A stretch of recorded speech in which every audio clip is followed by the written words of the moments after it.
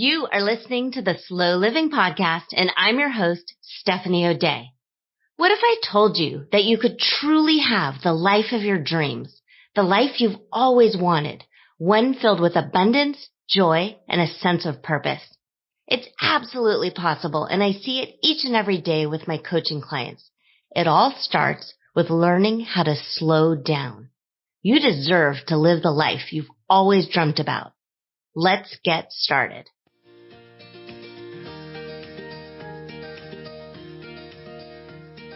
Hi there, Slow Down Society. Steph here, and we're on episode 111 of the Slow Living Podcast. And I'm thrilled that we have an actual doctor here today. Dr. Emily Bashah is joining us, and she is going to give us a whole bunch of tips and tricks on how to slow down and also stay optimistic this holiday season. So we're creeping into it, whether we like it or not. It's going to happen. And Dr. Bashah is the co-host of the Optimistic American podcast and is the author of Addictive Ideologies. And what's kind of cool is we started this American Dream. So in my brain, there were 6 episodes. And so this will be episode number 105. So one, love it that the podcast name is Optimistic American, because there's definitely chatter that the American dream is dead. So you're here at the right time. And then also addictive ideologies. We're going into the New Year's and everyone wants to kind of revamp their life. So Emily, thank you for being here so much today. My pleasure. Thank you so much, Stephanie, for having me on your show. All right. So let's dive on in.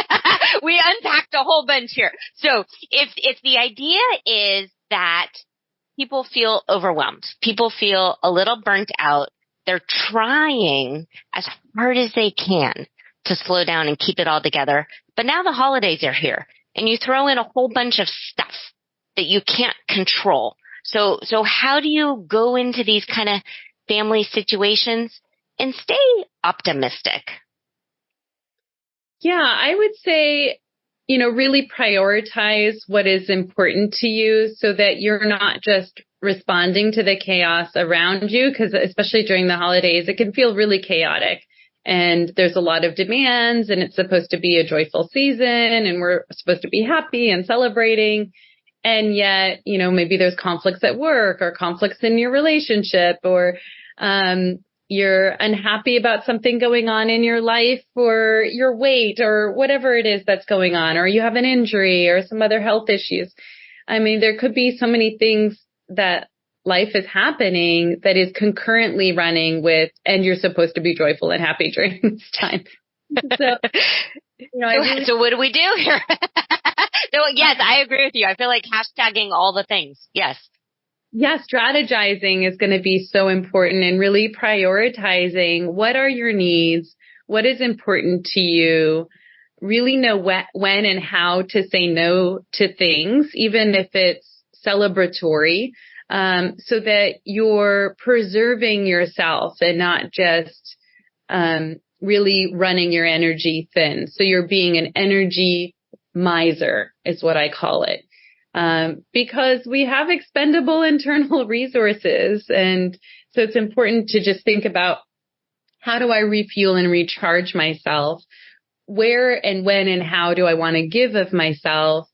And in what ways am I giving of myself that is also recharging me? And everyone's different. Some people are more introverted. And so having to go out to all these social events can be really exhausting. Or if you're an extroverted person, sometimes going to all these different events is really encouraging and supportive, and you're seeing people you haven't seen in a while, or reconnecting with family you haven't seen in a while. So really knowing yourself and making that time for self-care is going to be important. A lot of times, if we're not paying attention, we can end up expending a lot of our energy worrying or being concerned by minutia and minute details that are really not integral or relevant to our existence. And somehow yet they become so important. Yeah. And that can happen out of habit. It happens. There's just so many things being pulled at us at all times. So I think being very deliberate and intentional about what you spend time on. And sometimes we have to do hard things and see people that we don't necessarily want to see during the holidays, or spend time with our less favorite people. And that's okay too. I think it's good practice. It's good to do. It's good to build those struggle muscles. And sometimes lean into situations that are challenging or hard, or evoke a certain emotion from us, or remind us of histories that we're preferring to forget. And it's okay to be triggered. I really recommend, I'm a big proponent of anti-fragility, which is, rather than, seeking safety, build strength, build courage.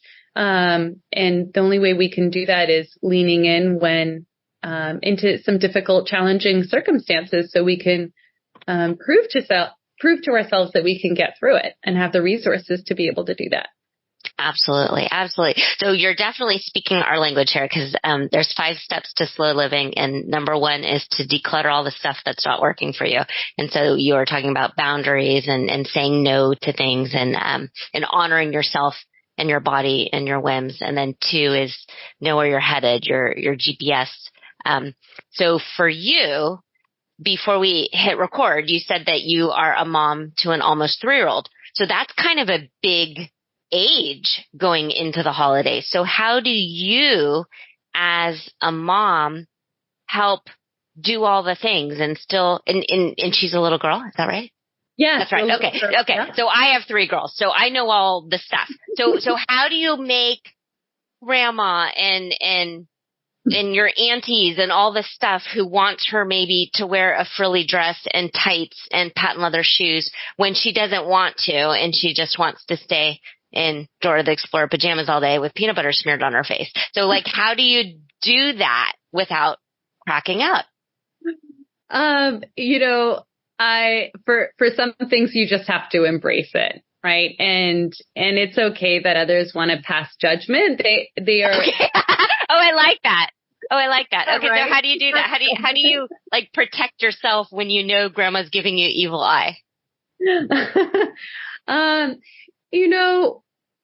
Sometimes I'll use humor to diffuse, but still bring attention and draw awareness to what is happening, and the tendencies and habits.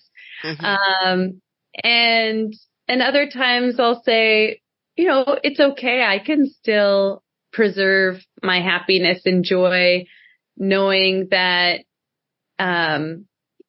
another person's passing judgment on me or my daughter. I think it's really important to learn not to take things personally. I think that it's such an important thing to be practicing right now, and lends itself to what's happening globally and nationally, even interpersonally. And sometimes be able to brush it off and say, it's okay, that person has a right to their opinion. And my daughter is choosing to have peanut butter smeared on her face or pajamas. And I'm going to embrace that, because I want her to choose her own person, and rather than, what is imposed upon her. And this is one of those things, she's going to have other things imposed upon her in life. I don't have to be the authoritarian at all times. And I can embrace the little girl inside of her. Yeah.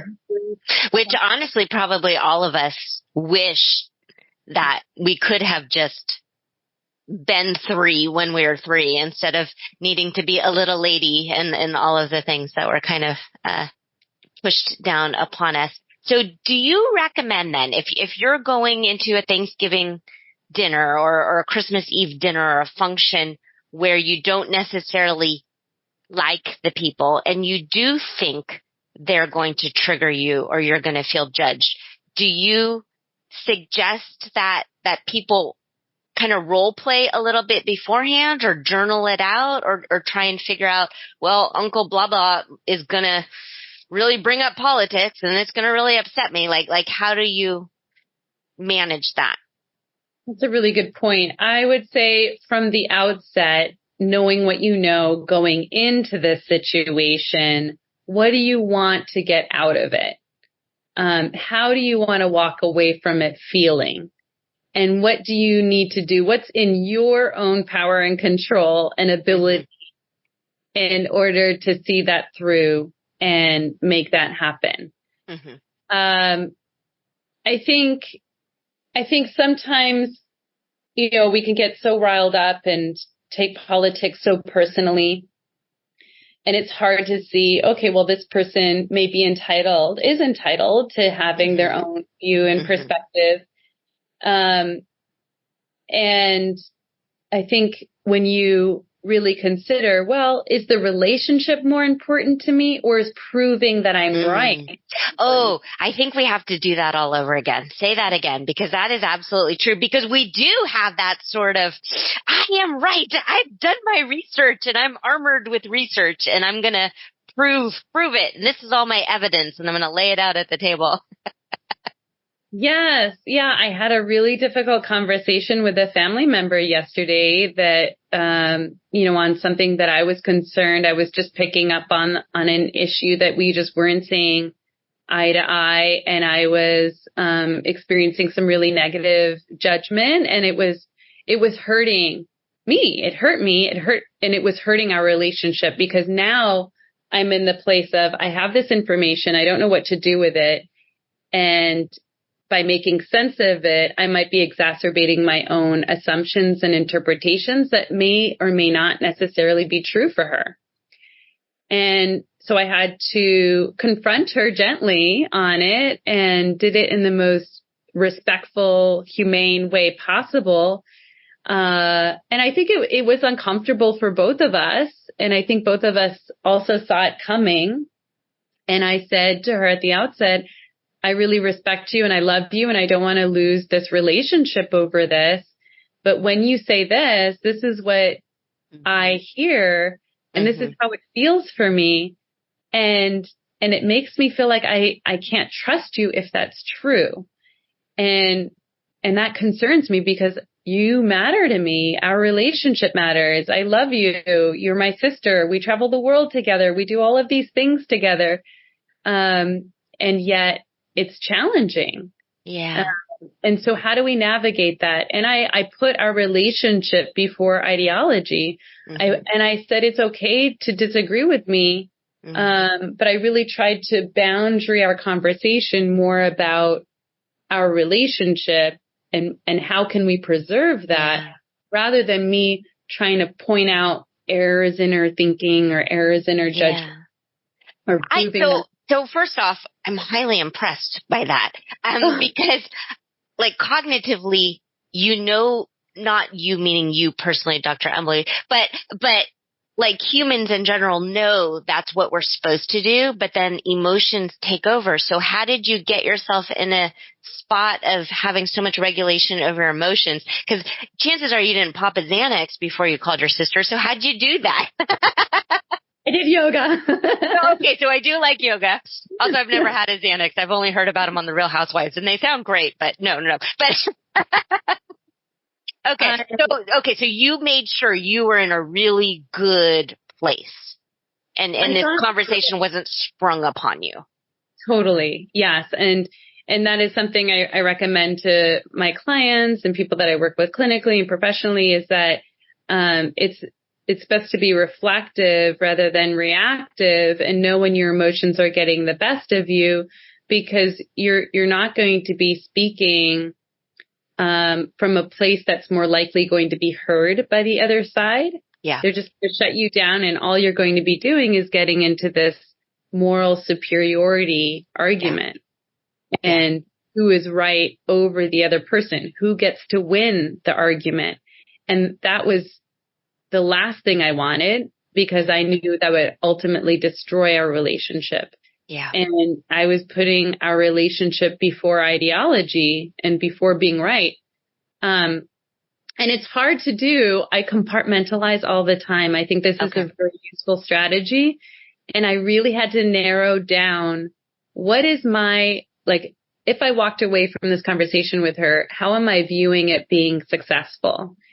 And is it that I ultimately changed her perspective and now she thinks like me and that makes me feel better about myself? No. That will not work. um, and maybe that's something that we digest and we work through and chew on over time.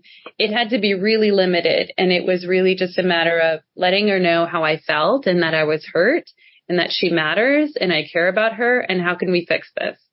Yeah. And that approach worked. It was not threatening. She, wasn't defensive. I wasn't defensive going in. Yeah. I wasn't accusatory going in.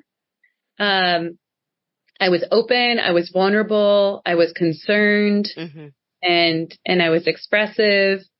And I think all of those things led to her hearing me and better enabled us to be able to have this difficult conversation and come to some kind of conclusion at the end of it. Like, even though this other part's not resolved, we at least both agreed to preserve the relationship, that mattered to us. I like that. And I like the idea that in this particular situation, it was very important that both parties felt whole and as if, you were both understood. And what's different sometimes, like when you're going into a family situation where you only see people once or twice a year, and sometimes people have the thought process of all we do is make small talk and they don't really know who I am. And so I have an hour to kind of vomit out everything I think and everything I am in order for this other person to know me. And that doesn't work if you're only seeing someone once or twice a year. And it's A-okay to stick to small talk in that kind of situation. Does that make sense to you? Do you see what I'm talking about? I'll get on the phone with someone and they'll lament over how their cousin doesn't really know them, but then they haven't done the work along the way throughout the calendar year to get to that point. Whereas you, in your situation, you're heavily intertwined. Yeah. I would say, where is your responsibility and accountability? So I do a lot of work in the forensic system as well as an expert, in evaluating people who are facing charges of domestic terrorism, first degree murder, like really horrific violent crimes. And it's not uncommon to hear them not taking accountability or responsibility or feeling remorse for the crimes they've committed and really just blaming the victim or blaming the outsider. Yeah. And there's some sense of self-preservation in that when you don't take accountability or responsibility, because you could maintain your sense of self. And in the work that I do clinically, that tells me that the ego is quite fragile, that there's a deeper insecurity that's happening, that the person is not strong enough to really confront their failures, confront their pain, confront their guilt, confront their shame. I love it that you negotiate in that way, because you have a 3-year-old and people are constantly talking about they feel like they're being held hostage by their 2 or their 3-year-olds tantruming and they're taking it personally. And you just gave us all the tools on how to step away from the situation. Yes, they're not rational. They're a terrorist. I love this. This is so helpful. Yes. Oh my gosh. It's challenging, as a mother of a 2-year-old. Well, because you want to do a good job. Whereas when you're at work, you can't compartmentalize it because whatever, they're going to pay me anyway. But you have such like ownership over this tiny little baby being you want to adult up and be a responsible member of society. So yes, your ego is in play because you want your family to like you. You want your children to behave a certain way. Yeah. And I really encourage choices for her. I think that's really important. My view on discipline is, rewarding good behavior, reward the behavior that you want to see more of, really bring joy and spontaneity and let the child lead at times so that they can build their sense of self and confidence in their identity. Have them contribute. I agree. Yes. Yeah. I think it's limit certain things. I try diverting attention if she's really focused on something that she's not getting and how upsetting that is for her. Trying to distract her and refocus her attention on something else. Sometimes that works, sometimes that doesn't. I really try and be mindful of not engaging in a power struggle with her. And I think a lot of times the tantrum is a power struggle. They don't have the words. They can't really express themselves yet. Something that just happened to them that they don't like, or they want a certain thing that they're not getting. And it is a power struggle. And so I do this even with the clients that I see, as I really try to come and sit with them on their side of the table and look at the problem with them rather than being on the opposing side. So that they're, it's not that they're fighting with me. They're fighting about maybe what I represent. Maybe that's authority. Yeah. And I could look at that issue with them and not take it personally. No, you're absolutely correct. So I work in a school district and have a background in child psychology and development and used to run preschool centers and all this stuff, which, so yes, agree. Agree. Like when I talk about stepping into Mrs. O'Day. So Mrs. O'Day is really, really, really good at, managing her emotions and staying calm in emergencies and not letting a difficult parent poke at me.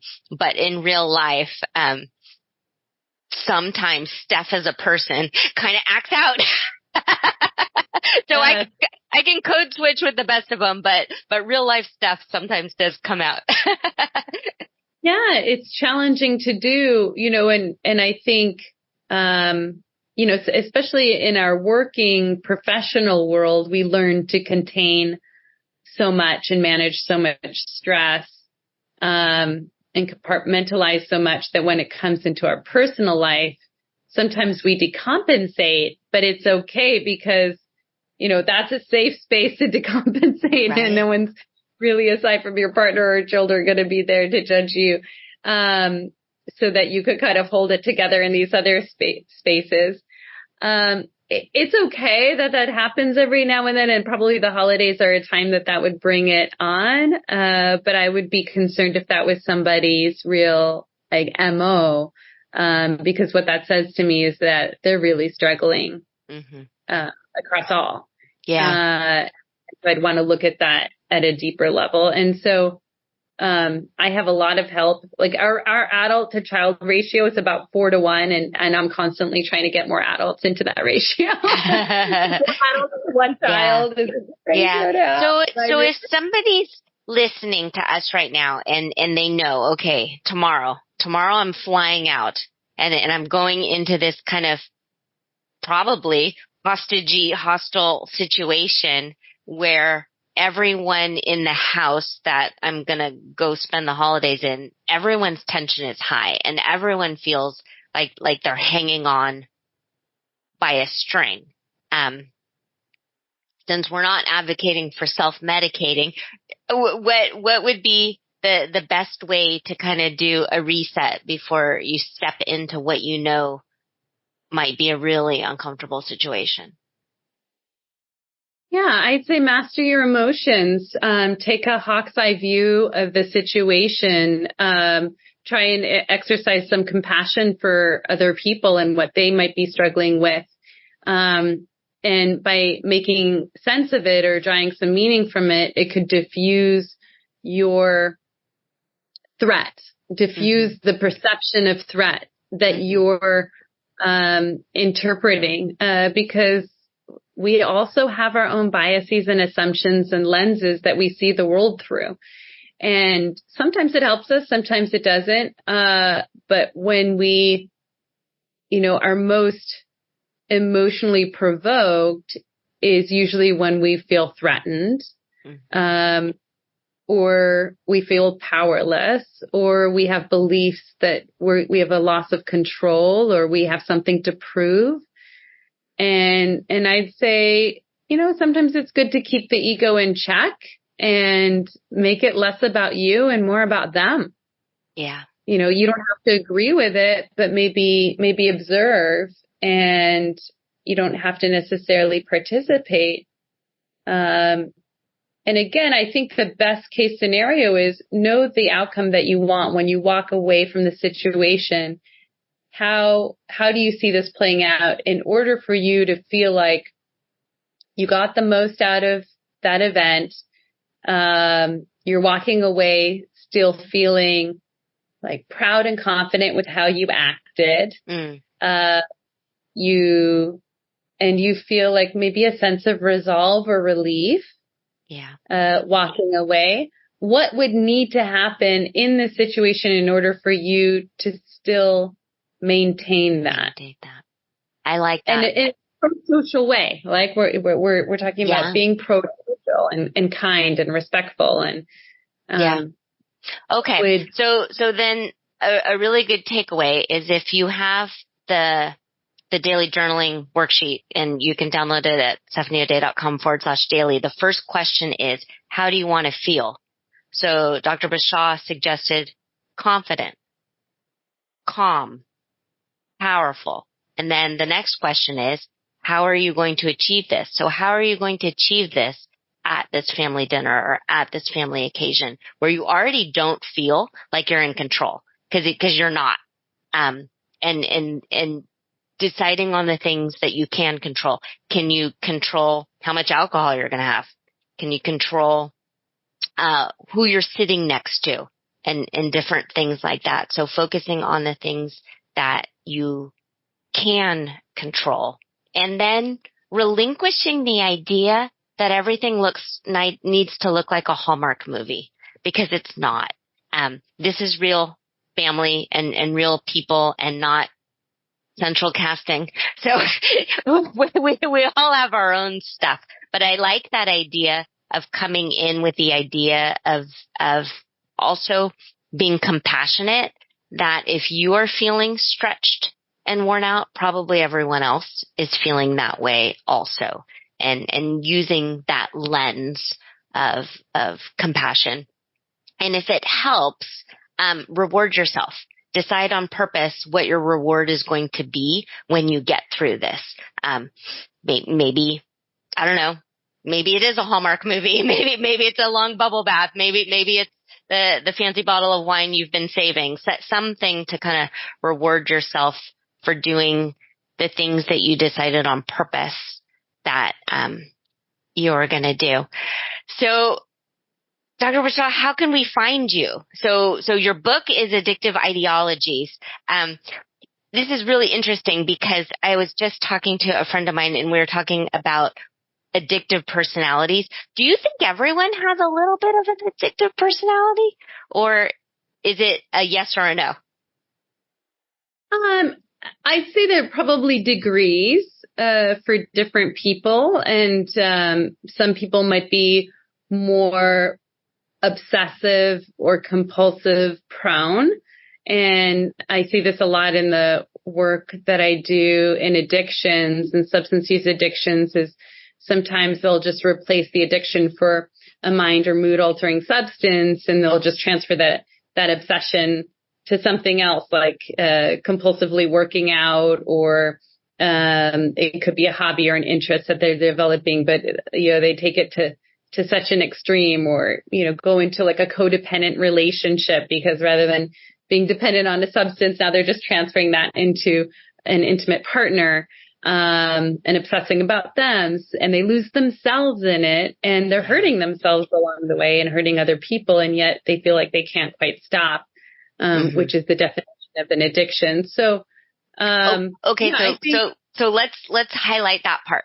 So, if you hear yourself in all of the things that she just said, the clause at the end is, and if you can't stop. So if you have those thoughts, but you also then can self-regulate, is that, then you're okay? Like, because we want to win a gold star here.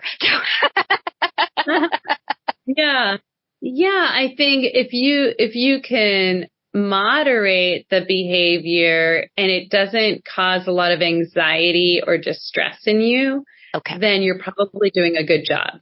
Okay. If you're not able to really self-regulate, as you're saying, or when you try, it you not really are being able to be successful with that, and you can't quite achieve that sense of, regulated emotion or behavioral or even like thought response, then you might want to reach out and get a little bit of help. Get a little bit of help.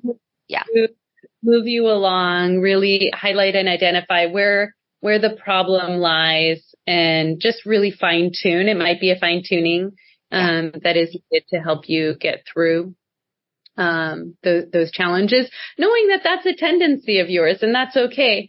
Sometimes I think the biggest thing is, and I say this to clients all the time, it might be like a real talent of yours or a sophisticated ability, but you need to learn how to master it rather than having it control you and you're just helpless to it. Because that's when it becomes problematic. You need to know when to turn it on, when to switch it off, how to find that balance and that middle path. Yeah.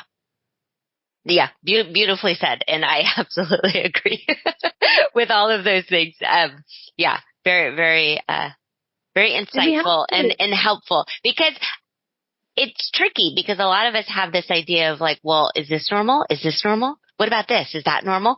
And the interesting thing about Google is you'll find yes or no, depending on whatever you've decided is normal or not. You'll get that answer. And then the algorithm will continue to feed you your answer. So you have this cognitive bias loop proving you correct. But hearing from you, that's helpful. Yes. Yeah. Think of it as like a superhero ability that you need to know when to turn it on, when to turn it off, the strength as well as the limitations of it, and just being very mindful and aware. And it's important to have that self-analysis and that self-reflection to see how that's working for you. Where people get stuck is when they're in their blind spots and they just don't see it. They don't know that it's a habit. They don't know it's controlling them. And even if people that they love or care about in their lives are mentioning it to them, they're kind of dismissive and minimizing of it. Well, it's not a problem for me, or I like it, or it's providing more benefit than you see, and just creating some justification. And that's where it becomes really problematic. Yeah. It's interesting. I just recorded an episode on you as a human, as an entrepreneur. And sometimes for me, it's helpful to step away from the person and just look at the data. And if your data is okay and all of the things, and that's your evidence that you're quote unquote normal, and it's fine. And if you don't have people in your life telling you, hey, you should look at this, or hey, this is a red flag, that is a sign that you really are on the right path and you're doing okay. Dr. Bashah, thank you for spending time with us and for all of this information. I feel better and more confident, mostly because it's all going to be okay. And just knowing that it's all going to be okay is really helpful, and that there is no one perfect like recipe or prescription to do all of the things all of the time correctly. And just taking the information and tweaking it and modifying it and fine tuning it and putting it through your own family lens and your own dynamics. And yes, sometimes it might be better to completely cut off a family member, and sometimes it isn't. And that's why there's so many shades of gray, because if it was only this step-by-step approach every single time, we would all be robots. And that's not the human experience. The human experience is taking bits and pieces of all of this stuff and then applying it to your own life in your own best way. And you do that so well. It's your work. And I know there's so many people who will be so thankful that they got to meet you. So thank you for being here. And we'll make sure to drop all of your links. It's my pleasure. Yeah, your worksheets sound great. Yeah, very helpful tips. I like the questions. Yeah, absolutely. All right. Thank you, Slow Down Society, for being here. As always, I think you are amazing and wonderful, and I'm so proud of you. And I will talk to you again next week.